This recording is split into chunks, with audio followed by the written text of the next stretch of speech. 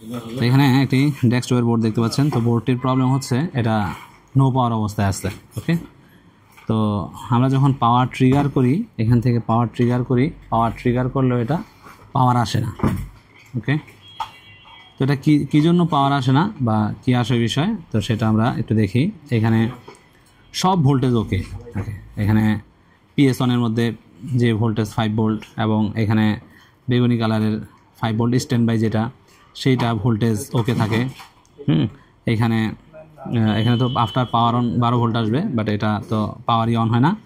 তো আমরা এইখানে এই পাওয়ার সুইচের মধ্যে আমরা 3.3 পাই, বাট যখন ট্রিগার করি ট্রিগার হয় না। তো এটা কী প্রবলেম, তো সেটা আমরা দেখার জন্য আমরা যখন সকল কিছু চেক করছি, চেক করার পরে তো এটা যে বায়োস আছে, বায়োসের যে 8 নাম্বার পিন আছে, দেখেন বায়োসের 8 নাম্বার পিনে একটা রিডিং শো করতেছে এখানে 9 বা 10।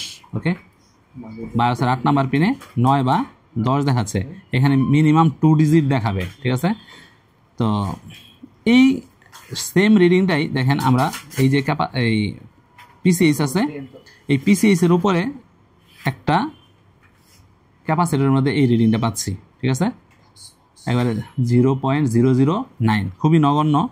বাট এই PCH-এর উপরে যেই ক্যাপাসিটরগুলো থাকবে, সেই ক্যাপাসিটরগুলোর মান অবশ্যই 2 ডিজিট হবে। ঠিক আছে, দেখেন বাকিগুলো সবগুলোই 2 ডিজিট, জাস্ট একটা হচ্ছে 1 ডিজিট। ওকে,